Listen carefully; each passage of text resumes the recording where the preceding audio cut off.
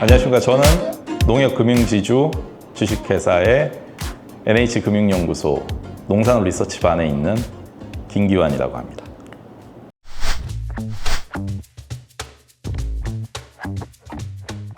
반려동물 의약품은 동물의약품의 하위 범주로서 반려동물의 건강을 유지하고 질병을 예방하거나 치료하기 위해서 사용되는 약품을 의미합니다.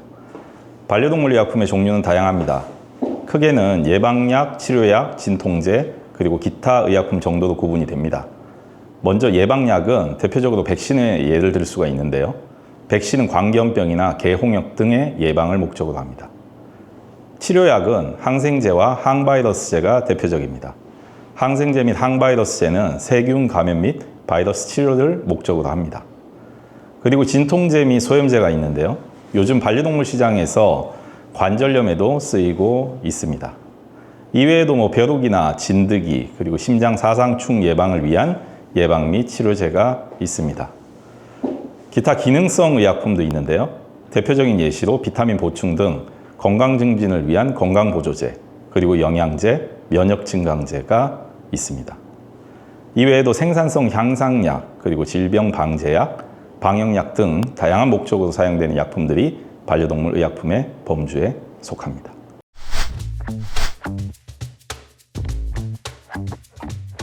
우리가 반려동물 의약품 시장에 주목해야 하는 이유는 여러 가지가 있지만 성장 잠재력이 크다는 것이 가장 큰 이유가 되겠습니다.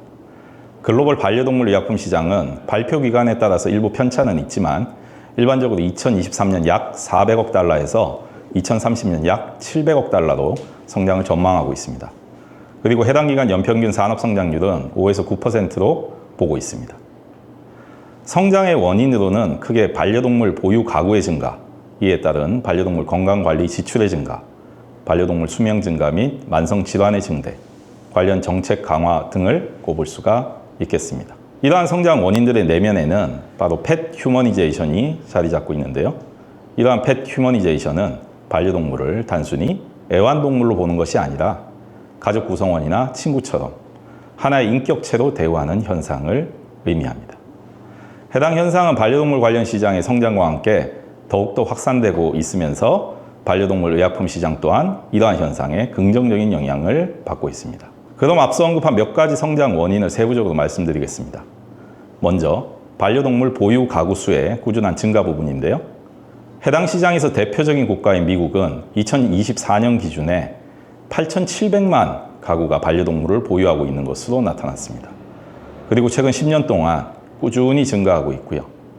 한국도 마찬가지입니다. 2024년 기준 약 690만 가구가 반려동물을 기르고 있는 것으로 보고되었고요. 이외에도 유럽, 일본 등 전 세계적으로 반려동물 수는 꾸준히 증가하고 있습니다. 다음은 이렇게 반려동물 보유 가구 수가 증가하다 보니까 반려인들이 관심을 가지게 된 분야가 바로 반려동물의 건강관리 부분입니다. 해당 분야의 지출은 꾸준히 증가하고 있습니다. 미국의 경우 반려동물에 대한 가구당 총 지출은 월 평균 약 10만 원 수준입니다. 이 중에 약 25%가 의약품이나 의료 서비스에 사용되는 것으로 보고되고 있습니다. 한국은 가구당 동기간 월 평균 17만 원으로 미국보다는 좀 더 높은 지출액을 보이고 있습니다. 그리고 이 중 약 6.6만 원 정도가 의료비로 쓰이고 있는 것으로 나타났습니다. 물론 이것은 지역적 특성 등이 반영된 결과라고 할 수 있겠습니다. 이렇게 반려동물에 대한 건강관리 관심 및 지출의 증대는 해당 동물들의 수명 증대로 이어졌습니다. 그리고 고령의 반려동물들이 늘어나면서 자연스럽게 만성질환 및 질병 예방 수요의 확대를 불러일으켰고요. 이에 최근 반려동물의 수명이 길어지면서 노령 반려동물의 만성질환이라고 할 수 있는 관절염이나 당뇨, 심장질환 등에 대한 치료제와 백신 수요가 크게 증가하는 추세를 보이고 있습니다. 또한 각국은 관련 정책을 긍정적인 형태로 강화하기 시작했습니다. 미국은 관련 동물의 바이오의약품 개발을 적극 지원하고 있고요. 일본은 맞춤형 고령 반려동물 의약품 개발을 확대하고 있습니다. 한국 또한 신약 개발의 기간을 단축하기 위해서 관련 규제 장벽을 완화하고 있습니다. 이 밖에도 반려동물 보험의 확산, 그리고 수의학 인프라의 확장, 그리고 신약 및 맞춤형 치료제 개발 등 다양한 요인들이 해당 시장 성장을 가속화하고 있어서 향후 주목도는 더욱 상승할 것으로 기대합니다. 그리고 주요 시장 트렌드로는 맞춤형 치료제 개발, 생물학적 제재 개발, 그리고 산업 내 AI 및 자동화 기술의 침투, 인체용 의약품 제조사의 진입 가속화를 들 수 있겠습니다.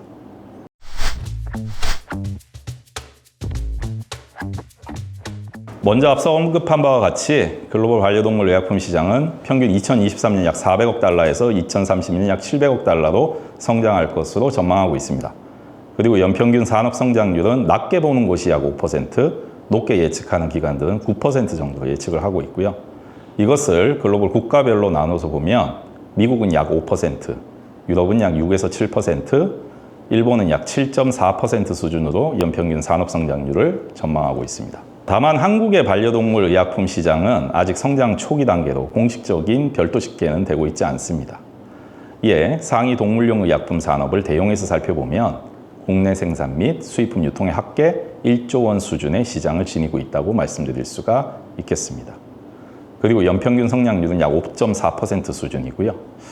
그래서 시장 크기에 있어서는 사실 미국이나 유럽을 비롯한 유수 국가와 비교하기는 좀 어렵습니다. 하지만 연평균 성장률에 있어서는 7.4%인 일본보다는 다소 낮지만 5%인 미국, 5.7%인 독일 등 주요 국가와는 유사한 성장세를 보이고 있습니다. 이러한 성장성은 상대적으로 높은 편이라고 할 수 있겠습니다.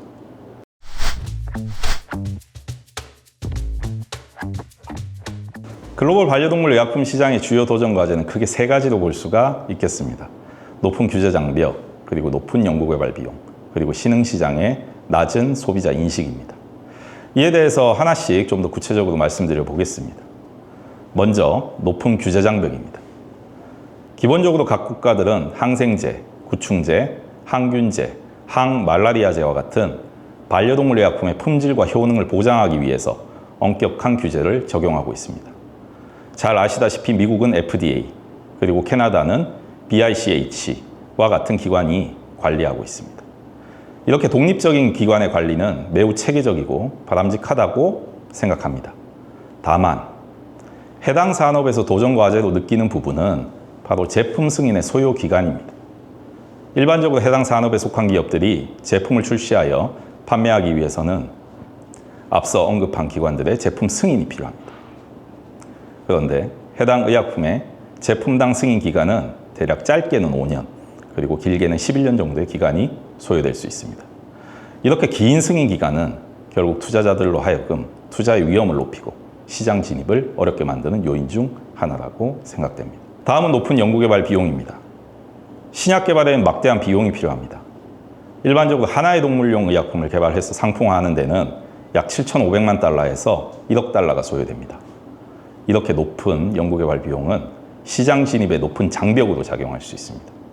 그리고 특히 중소기업이나 스타트업에게는 매우 큰 부담으로 작용할 수가 있겠습니다. 마지막으로 신흥시장의 낮은 소비자 인식인데요. 미국, 유럽, 일본 등 선진국에 비해 중국을 비롯한 기타 신흥국들은 반려동물의 건강관리에 대한 인식이 상대적으로 좀 낮은 편입니다. 상대적으로 낮은 소비자의 인식은 반려동물 의료비나 의약품 지출에 대해 보수적인 경향을 보일 수 있습니다. 그래서 아무리 반려동물의 개체수가 많다 하더라도 해당 시장에서의 반려동물 의약품 시장 확대는 어려움을 겪을 수밖에 없습니다. 이로 인해 시장의 성장 잠재력을 완전히 실현하기 어렵다고 할 수 있겠습니다. 결국 앞서 언급한 이 세 가지가 글로벌 반려동물 의약품 시장이 직면한 가장 큰 도전 과제라고 생각합니다. 그리고 각국의 반려동물 의약품 관련 기업들은 이를 효과적으로 극복하기 위한 전략이 반드시 필요하다고 생각됩니다.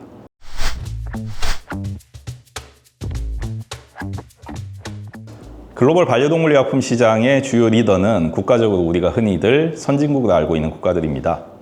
미국과 영국, 그리고 독일을 비롯한 유럽 국가들, 그리고 아시아 국가 중에서는 일본이 대표적입니다. 좀 더 구체적으로 한번 말씀드려 보도록 하겠습니다. 먼저 미국입니다.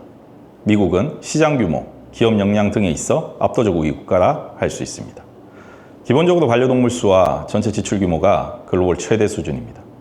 그리고 해당 산업 내 글로벌 리딩 기업들도 보유하고 있습니다. 다음은 유럽입니다.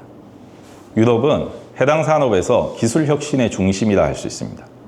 미국 다음으로 큰 시장을 보유하고 있고 의료비 지출, 그리고 반려동물 수혜 증가, 또한 반려동물 보험이 타 국가 대비 잘 갖춰져 있다는 것이 특징입니다. 이러한 긍정적인 환경에 힘입어서 반려동물 의약품 산업이 잘 성장하고 있습니다. 그리고 유럽을 중심으로 한 많은 글로벌 반려동물 의약품 기업들은 백신을 비롯한 생물학적 의약품 개발에도 강점을 보이고 있는 것이 하나의 특징입니다. 다음은 대표적인 아시아 국가인 일본입니다. 일본은 사회적으로 초고령 사회에 진입한 국가입니다. 이는 반려동물에서도 마찬가지의 특징을 보이고 있습니다. 일본의 반려동물의 수명은 타 국가들에 비해 높습니다. 그리고 고령 반려동물들이 증가하고 있는 대표적인 국가입니다. 그리고 아시아 국가 중에 드물게 해당 산업 내 글로벌 탑10 기업을 보유하고 있는 국가이기도 합니다. 일본은 앞서 언급한 바와 같이 고령 반려동물이 타 국가 대비 높은 비율의 나라이기 때문에 관절염약이라든지 반려동물용 항암제라든지 이러한 맞춤형 반려동물 의약품 개발에 강점을 보이고 있는 국가입니다. 이들 글로벌 리딩 국가들의 공통점은 백신, 항생제, 생물학적 제재와 같은 고부가가치 제품의 강점을 보이고 그리고 이를 중심으로 글로벌 시장을 선도한다는 것입니다. 또한 R&D 투자와 기술 혁신을 통해 꾸준히 산업 내 경쟁력을 유지하고 있습니다.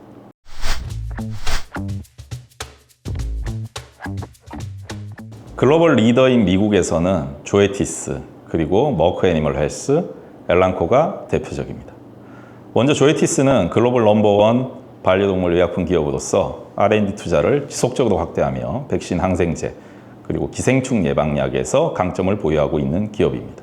주요 제품으로는 심장 사상충 예방약과 백신 등이 유명합니다. 다음 머크 애니멀 헬스가 있는데요.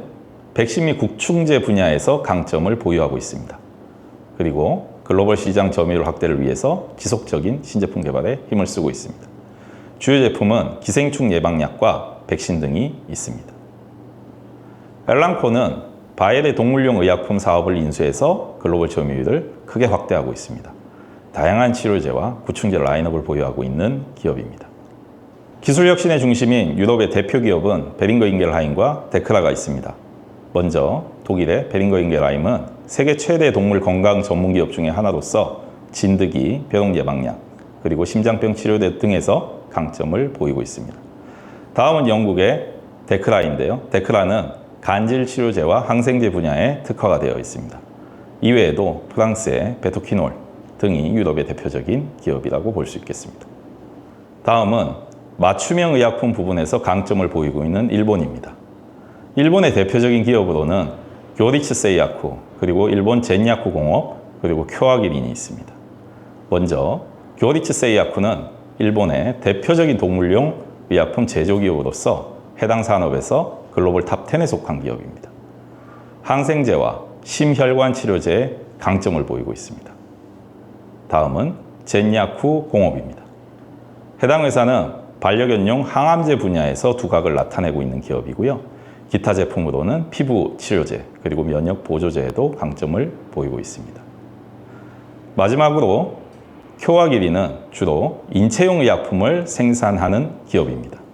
근데 이제 동물용 의약품을 병행 생산하고 있는 생명과학 기업이기도 합니다. 그래서 대표적인 제품은 항생제와 구충제가 있습니다. 이들 각국의 글로벌 기업들은 각각의 지역에서 독보적인 기술력, 그리고 시장 점유율을 바탕으로 글로벌 반려동물 의약품 시장을 선도하고 있습니다.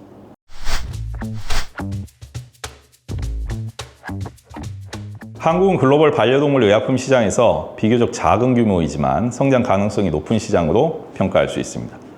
또한 성장 초기 단계 시장으로 글로벌 시장 내 점유율은 아직 낮지만 국내외 제작사의 적극적인 투자, 그리고 신제품 개발로 인해서 앞으로도 빠르게 성장할 가능성이 있는 시장이라고 볼 수 있습니다.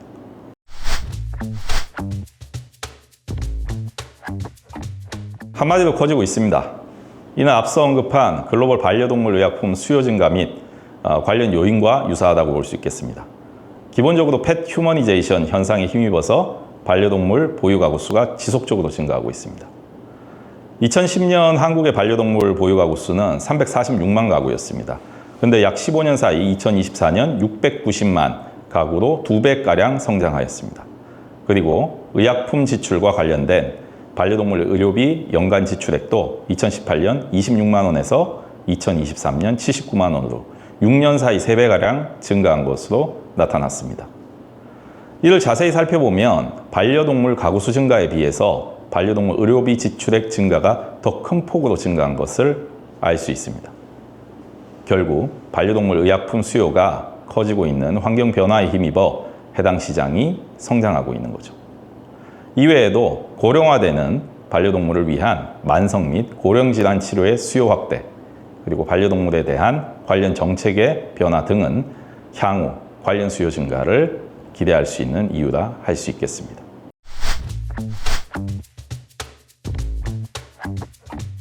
최근 5년간 약 30개 내외의 국내 제조기업이 약 7천억 원 정도의 매출을 보였습니다. 물론 반려동물용 의약품만의 별도 매출 집계는 아닙니다. 그리고 한국 내 시장은 글로벌 유명 반려동물 의약품 제조사와 국내 제조사가 혼재된 형태로 시장을 형성하고 있습니다. 아직까지 반려동물 의약품을 생산하는 국내 제조기업은 우리가 흔히 알고 있는 산업용 동물인 소, 그리고 돼지, 닭 등의 의약품을 혼용 생산하고 있고요. 이를 주력으로 하고 있는 기업들이 대다수라고 할 수 있습니다. 최근 들어서는 관련 규제 완화로 인해서 인체용 전문의약품 제조기업들의 시장 진입도 늘고 있는 상황입니다.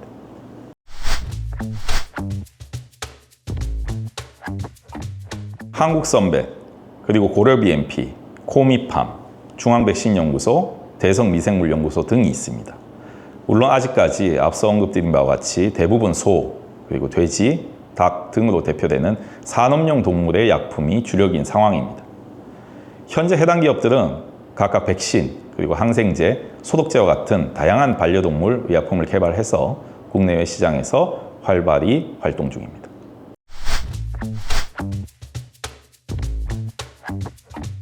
한국의 경우 반려동물 의약품에 있어서는 초기 시장입니다만 성장 잠재력은 높은 것으로 평가됩니다.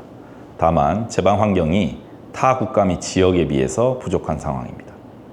단순하게 얘기하면 반려동물 및 보육 가구의 절대적인 숫자가 적어서 기본 내수 시장이 작습니다. 내수 시장의 협소함은 타 국가 대비 상대적으로 산업 성장이 불리한 환경이라고 할 수 있겠습니다. 다만 펫 휴머니제이션을 기반으로 하는 반려동물에 대한 인식은 타 어떤 국가에 비해서도 높은 수준을 보이고 있습니다. 이는 국가별 반려동물 평균 총 지출액, 그리고 총 의료비 지출액으로 유추해 볼 수 있습니다. 시장은 작지만 펫 휴머니제이션으로 대표되는 인식은 높아서 향후 성장성이 기대되는 시장이라고 할 수 있습니다. 여기에 힘입어 최근에는 글로벌 대기업과 국내 자국 기업이 혼재되어 있는 이러한 국내 시장에 인체의약품 기술을 바탕으로 반려동물 의약품에 뛰어드는 국내 기업들이 점차 확대되고 있는 것도 하나의 특징이라고 볼 수 있겠습니다.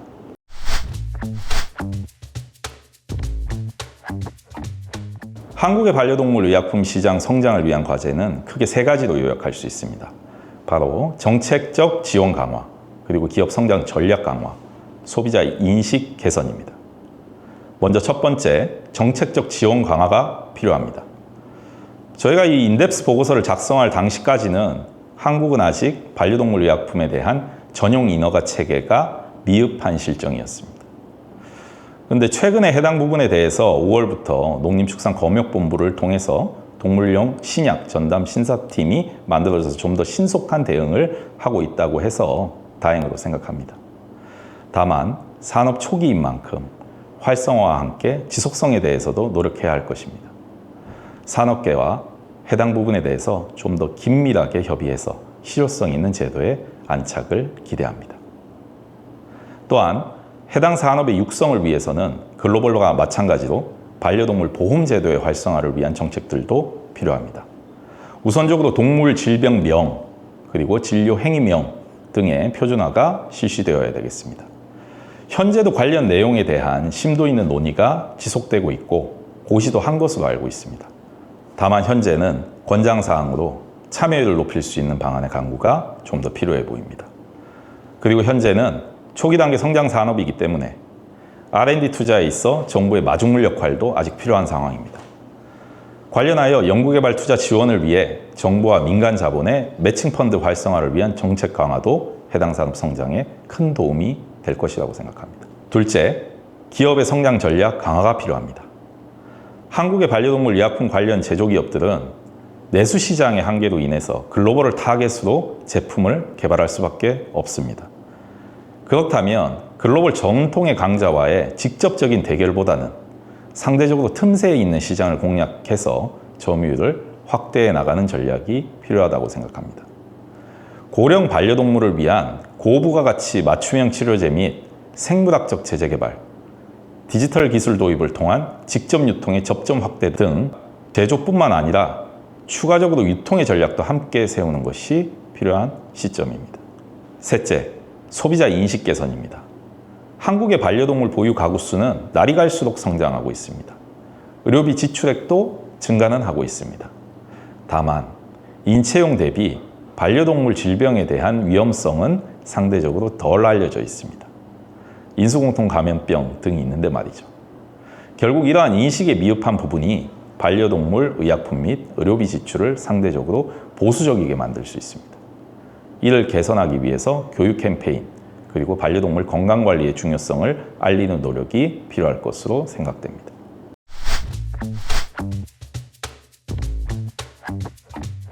먼저 첫째로 고부가가치 제품 포트폴리오 다각화가 필요합니다. 기존 예방약 중심에서 만성질환 치료제, 그리고 생물학적 제재로의 전환이 필요합니다. 이와 더불어서 정밀의학, 그리고 유전자 기반 백신과 같은 맞춤형 치료제 개발이 필수입니다. 고부가가치 영역에 대한 개척은 글로벌 리딩 기업들과 기술 격차를 줄이기 위한 중요한 전략이라고 할 수 있겠습니다. 두 번째로 글로벌 시장 진출을 위해 특화 전략을 강화해야 합니다. 미국, 유럽과 같은 선진국 시장에는 고부가가치 및 맞춤형 치료제 중심으로 진출을 하고, 신흥국 시장에는 가격 경쟁력이 있는 제품 위주로 접근하는 방식, 이러한 지역별 특화 전략이 필요합니다. 또한 필요시 현지 파트너십, 그리고 조인트 벤처와 같은 합자회사, CMO 계약 등 다양한 방식으로의 현지 네트워크를 구축할 필요가 있습니다. 세 번째로 디지털 기술 및 유통망에 대한 확장이 필요합니다. 단순 제조를 넘어서 원격 진료 플랫폼, 반려동물 헬스케어와 같은 디지털 기술을 직접적으로 도입해서 B2B 그리고 B2C 온라인 유통 채널을 통한 고객 접점 확대도 필요하겠습니다. 마지막으로 R&D 투자 확대가 반드시 필요합니다. 현재 반려동물 의약품 시장의 트렌드는 생물학적 제재, 그리고 항암제, 면역 치료제와 같은 고부가가치 영역에 대한 연구개발 투자가 필수적으로 요구됩니다. 이를 위해서 적극적인 R&D 투자가 반드시 필요하겠습니다. 이와 같은 전략 등을 통해서 한국 반려동물 의약품 기업들은 해당 시장에서 경쟁력을 확보할 수 있을 것이라고 생각합니다.